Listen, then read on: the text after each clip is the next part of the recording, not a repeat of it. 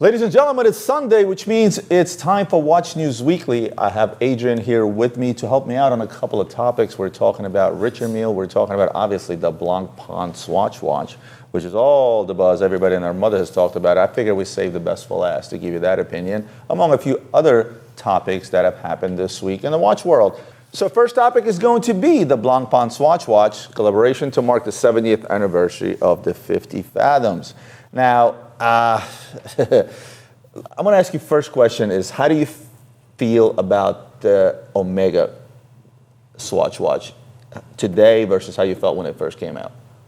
Well, I think I have a much more positive outlook on it now, obviously, because back then we didn't know what was going to happen. Now we do know what happened. And the fact is they all sold out immediately. Right? And they're still selling out. And they're still selling out. I mean, we sold a few pieces last week, just of some people that wanted them for 2.5, 3 times retail. Again, it's a price point product, and in my opinion, it's actually a great way for newcomers to get into the market if they can't afford the other product, right? You took the words out of my mouth. I think it's very important, although some people may have the opinion of it cheapens the watch. At the end of the day, this is all about passion, right? And if you really like something and you can't really afford the top level of it, this is a great, great introduction. Well, if I'm to jump on the bandwagon, really, because I'm of the same opinion, it brings new blood into the industry at an affordable price point, right? Those people that have bought that watch, it's eventually will become collectors of bigger watches down the line. And I already know people could care less about watches, bought the Swatch watch for Omega, and now they came back and bought an actual Omega. I think it's a fantastic partnership for both brands because, look, I don't know if there really is that big of a market for people to say, hey, I want to buy a Swatch, right? But for those that can't afford a Blancpain or an Omega, this is like we just mentioned before, it's a great introduction. So on both sides of the coin, Blancpain, as we know, is a brand that is really, really struggling, I would say, to really get that young pool of newcomers into the market, because if somebody has a few bucks to spend on their first watch, second, third, or fourth, it's very rare you're going to find somebody. They don't reach for a Blancpain. They do for an Omega, obviously. Blancpain, they don't. So this is a great way this was a fantastic way. I think this is probably the best thing that they could have done.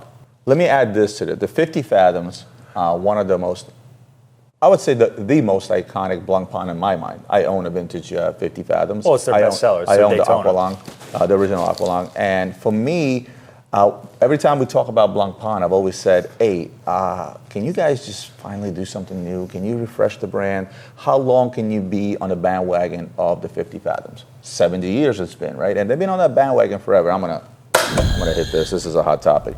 So they've been on a 50 Fathom kick for such a long time that, I want to see something fresh. I want to see something new. At Watch Time, we saw them reintroduce the flyback chronograph in a 37 millimeter. That's not going to bring in what you said, that fresh new blood.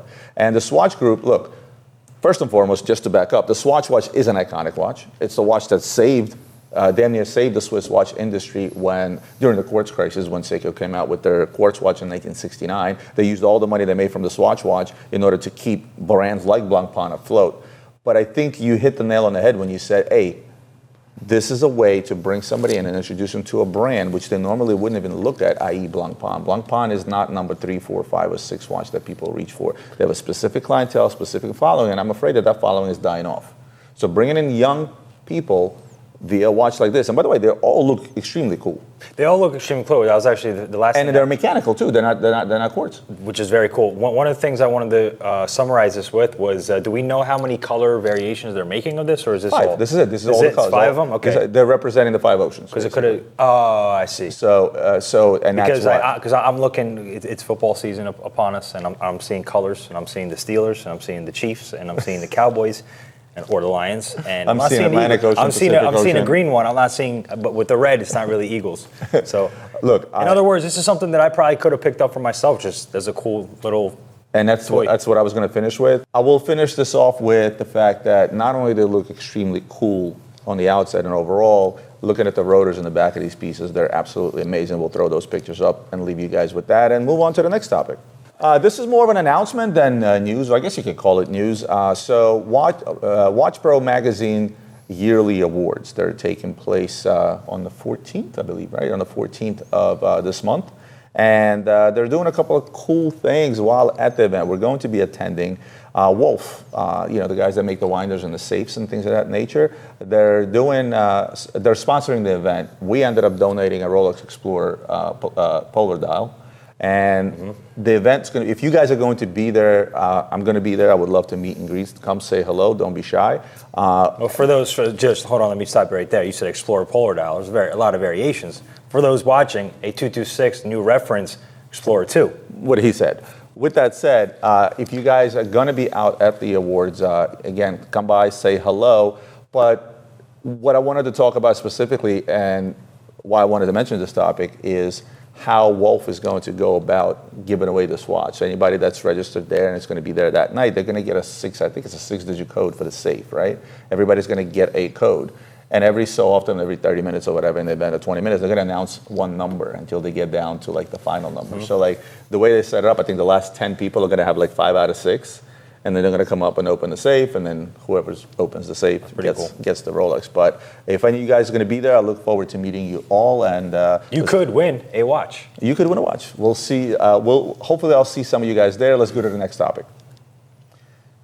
And that is a new gradient face and movement of the Jaeger-LeCoultre Polaris chronograph. Okay, gradient lacquer dial. Right.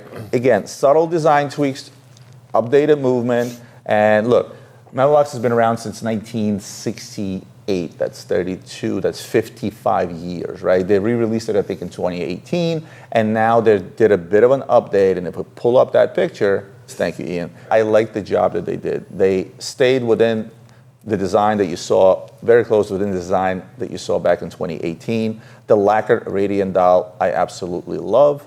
And guess what? I've always said, price point, right? It's got the tachymeter scale chronograph, so obviously designed for racing or timing or timing things over distance.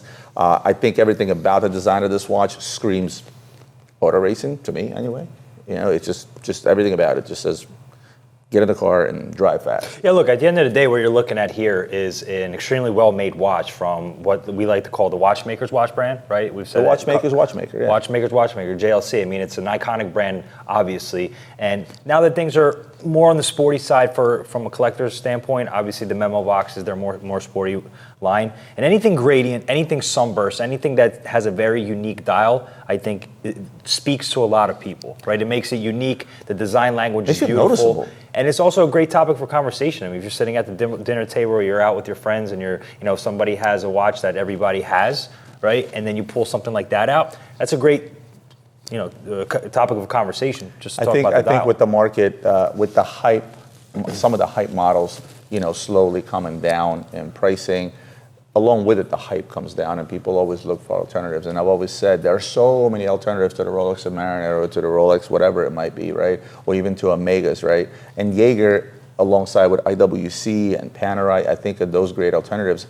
And with the companies coming out with stuff like this, because the biggest thing about that watch is it's going to be noticeable. I think the pictures don't even do it justice. That dial in person is probably even 10 times better looking. So I can't wait to get my hands on one of these to actually see it in person. But good job, beautiful watch. Nothing crazy as expected from Jaeger. By the way, you pronounce the brand like Jägermeister, like the drink. I pronounce it Jaeger. It's Jaeger-LeCoultre, JLC. You're going to get blasted on the comments. I know. Jaeger-LeCoultre. Again, for me, guys, let them know. I started doing this 20 years ago. That's why I say JLC. That's why I say JLC because nobody can say anything bad if you say JLC or RM or PP. Instead of Richard Mille? I'm sorry, AP. Nobody says PP. AP. No, in Asia they say PP. Yes, they do. They do. All right, on to the next slide. APPP. Yeah. So anyway. let me take this one from the top. New release from Richard Mille, the RM30. Did you say Richard Mille? Yes, I did. Segueing from our topic before on how to not pronounce watch brands. How about RM? Huh? RM. You can be the basic guy. I'll say Richard Mille. The RM30-01 automatic with a declutchable rotor. Roman, would you like to explain to everybody what a declutchable rotor I do like to dumb things down, but basically the barrel disconnects the minute the watch is fully wound, not to overwind the watch. So again, the RM30, the previous to the RM30-01 had a declutchable motor. Rotor. Say motor? I said motor. Yeah. But you also said Richard Mille. Hey, motor is not too far off for what it does, right? So a few key differences in the 30-01 over the 30. And the number one thing you're going to notice, in my opinion, when I first saw the watch, was actually the movement is a diamond, Let's go to the pictures. Let's check them out. which I think is gorgeous. Like when I first, I didn't notice that. yes, the movement is an actual diamond. When you first look at the watch at face value, you're like, I feel like I've seen this before. Well, you have, because we've seen RM30s for the past 10 years, right? They haven't really done a lot with it other than different boutique editions, different elements such as ceramics Use of and materials, carbons. pretty much. Use Aesthetics. and colors. Yeah, Obviously, color aesthetics. scheme. It was So, all like, aesthetics. what is different? The first thing that I noticed, because you can see right through the dial, is that diamond movement. And then the second most important thing, which in my opinion speaks to the true RM connoisseur, is them paying homage to the RM2 by bringing the function selector at 2 o'clock, right? Which winds the watch, which sets the time and sets the date, which is really bringing back the Richard Mille DNA. And I think that was the best touch that they did on this watch. So I'm going to add to that just to again dumb things down. So the selector that you see at I guess 2 o'clock on the right of the watch, the button, you can set the watch in neutral, which means it's running, or you can set the watch to wind, and you can set the watch to set a date, right? And back to neutral, and the watch starts ticking. When you actually press that selector, the watch stops working altogether for you not to mess up the inner workings of the watch. Originally introduced by Renault and Papi before Audemars Piguet bought them. The very first watch we saw, this is my favorite. Alacrate concept. The Alacrate concept, my favorite complicated AP. Later on, you saw that in the 02, 03, etc. And after that, Renault and Papi was bought over by Audemars Piguet, and that was the end of that. But I love them bringing this back. I absolutely love. Excuse me. I will say this: when you really, really like something, any brand or any artist that is, in terms of whether it's a painting artist or it's a musician, the next thing they release, you're always very hard on it because you have such big expectations from them, right? That is true. Anytime Jay-Z drops an album, I'm almost like, I really, really focus in to almost catch I sometimes catch myself like wanting to hate because you have such high expectations, right? Yeah, we got to hit that button. And that seemed to be the case with RM lately. A lot of the stuff that they released, I didn't love. In other words, I didn't love the 6501. I like it. What about the new one? Which one? The latest 6501 that they made. The 7201? No, the latest 6501. I love that one. Don't love it. Don't love it. But that's besides the point here. With this release, with the 30-01, it brought me back to that love. Now, they didn't do a lot of different things in Swatch like we discussed earlier with the RM30.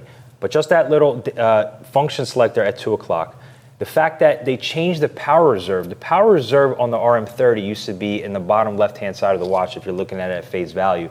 And it looked a little tacky. It looked a little bit cheap to me. The way they did it now literally looks like, what do you call it, when you're driving a car?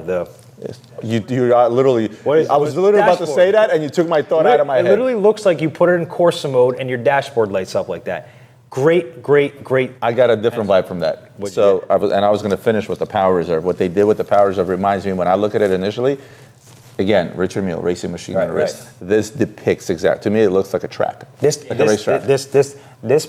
whole thing looks like a racetrack. This is the essence of Richard Mille for me. This is a racing watch right there at its core.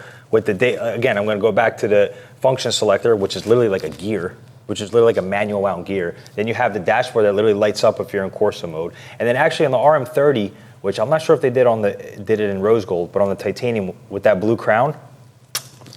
Yeah, I love the watch. Beautiful. And last, big fan. And I'll finish it up with this, right? RM30 for the longest time was just like neither here or there. Like nobody cared for it. Like you either got the 10 or you got the 11. Here's what the RM30 did better than anybody else, which also RM55, case size. Right. That's case size. So what they did is, they made a case size that's an RM11 case size, which was bigger than the RM10, originally RM05. RM11 is bigger than the 30. It's slightly bigger. But this is bigger than the 10. This is bigger than 10. This is bigger than 29. This is in between. This is below an 11. Exactly. It's just about the same size as perfect the RM11. Case size. And it was for the longest time until the hype really took off, where pretty much every 10-0 shape Richard Mille went through the roof, to include the 29, the 10, the 5, you name it. It was just like neither here or there. Like, oh, you gave me a power reserve, and therefore it's more money. People were like, okay, whatever. I think this puts RM30 on the map in a big way. Absolutely. Where now you have an automatic with a power reserve functions, just looks amazing. Titanium or rose gold, Roman? Which one are you going with? Titanium. I just like that blue. I love that blue. It's very hard for me to normally choose a titanium over rose gold, but I think I might have to be with you just because of the crown.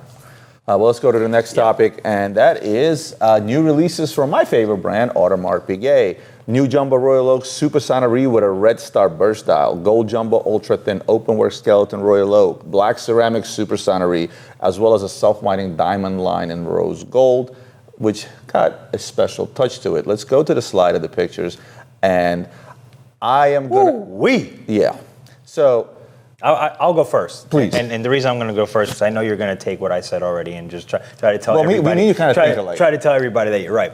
So a few weeks ago, I had made a comment. I was going to give you the credit on that. That was exactly what I was going to start with. I have to be in defense mode and put myself out. No, I was literally going to start with that. Okay, I appreciate that. But I will say this. I'm going to interrupt him. Adrian comes to me and he says, Roman, hot take. Next year, we're going into an era where yellow gold is making a comeback. And lo and behold, this isn't the only watch they came out on yellow gold. They did something else in yellow gold. So Adrian, you were right. Yes. And this proves it because we have the new skeleton in yellow gold. So there, I literally was going to start with that. For whatever reason, other than just a hunch and a gut feeling, not that I got tired of rose gold or lighter metals, something about yellow gold speaks to me. I don't know what it is. I never even liked it. Not that I didn't like it before. Says the guy wearing a rose gold artwork. This is just a cool watch. Okay, that's fine. Before I was rudely interrupted, please excuse my friend to the left over here. Don't worry, he wasn't interested in finishing his thought. Yellow gold. So for whatever reason, random, that's life. You just don't understand why certain things speak to you, but yellow gold does speak to me. And as I'm saying this, I see a release of the 39 skeleton in yellow gold. Oh my. Adrian came to me with this, and actually we played a little joke with him. You'll see that in the Gray Market episode, because Cameron, he was filming Adrian talking about calling out the fact that it's going to be in yellow gold. Cameron comes to my office like, yo, Roman, do me a favor, call Adrian's office and literally give him the same exact thought. So I call Adrian on speaker. I'm like, Adrian, I don't know what it is, but I got this hunch that I think next year is going to be the year of yellow gold. This was like, what? Like I literally just filmed the whole, well, obviously we were messing with it, but like, not much to talk about the skeleton. We've seen this in the rose gold. It's flatter. It looks flatter. It is thinner. It's a different look. I like the watch one in rose gold. I'm going to like it just the same in yellow gold. Obviously, Audemars Piguet flexing their muscles with their sonnerie movements. Look, Audemars Piguet does what Audemars Piguet does best, and that's making complicated timepieces. Not a whole lot of companies out there can put on their resume that they make sonnerie minute repeaters. In the Royal Oak case, that killer burgundy reddish dial is unbelievable. I'm still going to go with the ceramic. And they're continuing the use of ceramic. And the use of ceramic in a sonnerie that's supposed to the sound's supposed to be the best of the best of the best in terms of minute repeaters. I'm sure that was a tricky thing to accomplish. It's not just, oh, they made it in ceramic. No, you can't just say that, because making something in ceramic that has acoustical quality is extremely difficult. So I'm sure they went through a ton of testing before putting a minute repeater into a ceramic case. Love the diamond baguette markers. Gives me that. Remember the old tuxedos, right? Well, it's also kind of. So he gave his arm an AP. We're gonna hit the buzzer. You know what I mean? Hot take for you right here. Yeah. Ceramic on a Super Sonnerie, in my opinion, trying too hard. What is the point? Ceramic is a quintessential sport watch. Why make it on a ceramic? It's another Royal Oak. That sonnerie is also a sports watch. It does nothing. That ceramic one, and I'm a huge You know why? Because they want to sell sonneries. Because if you think about it, going back to the Super Sonnerie, which was humongous, putting it in a Code 1159, not the most popular, they want to sell those sonneries. They're expensive. So you're saying their answer? The Royal Oak case is going to sell a sonnerie. So is that well? Listen, they did the sonnerie and Royal Oak cases with a salmon dial. Salmon dial. They did it with the gray radiant dial. And it just for whatever reason, first of all, it's a very, very thick Royal Oak. It is. Okay, well, it's more offshore than Royal Oak. But for me, the touch of ceramic, I think it's a good looking watch. But for the price tag you're going to pay for that watch, I don't think it's worth it. This is stealth wealth. This is a low key flex. So I'm sorry, black ceramic. If I'm putting that black ceramic watch on, you know what I wish they did? Remember the old tuxedos? They made the Royal Oak tuxedo. Yeah. It had that shiny black dial on it. I would do it in that watch. Rather than the tapisserie dial? Yeah. Okay. I'm going to ask you a question on the diamond pieces. Yes. Is this the first? So this diamond setting we call it what snow is it called? set. Snow set, yeah. Right? Well, RM calls it snow set. So RM calls it snow set. Is this the first time AP did something like this? To my knowledge, yes. Look, when it comes to full diamond things, I'm not huge on big case sizes. And this from my opinion, looks to be 41, if I say I correct. don't know. Let's go back a slide. Was that a? I think it was. It may have been. No, it's actually a 37, 34. They have a 37, 34, 37. Oh, okay. So that's great. That's good. I like the fact they didn't make it in 41. Yeah, 100%. But your thoughts on the snow set? For me, like when I think it's a gorgeous setting. I think it is a good, but I can't help it that the first time I saw it in the Richard Mille, I think it was either 37 or 07, they did the snow set on. For some reason, it gave me like the aftermarket bust down vibe. Okay, well, let me stop you right there. This is my favorite part about snow set. You know why? Because you can immediately tell that it's factory or not factory. Because to copy a snow set is a huge undertaking, Yeah, right? When you have something when you have something where the stones are all the same and it's just a regular pavé, you can manufacture that. These things get machine set nowadays. Yeah. Well, look, I overall give them a B on this. Yellow gold skeleton. All 5 of the other ones could have been trash. They gave me a yellow gold skeleton. That's a 10. That's an A+ for me. Well, guys, that's an A+ from Adrian. That's the end of our weekly news show. I appreciate all of you guys tuning in. Again, if any of you are going to be at the Watch Pro Awards, come say hello. Hopefully, I'll see some of you there. And we'll see you next week on another episode of News Watch Weekly.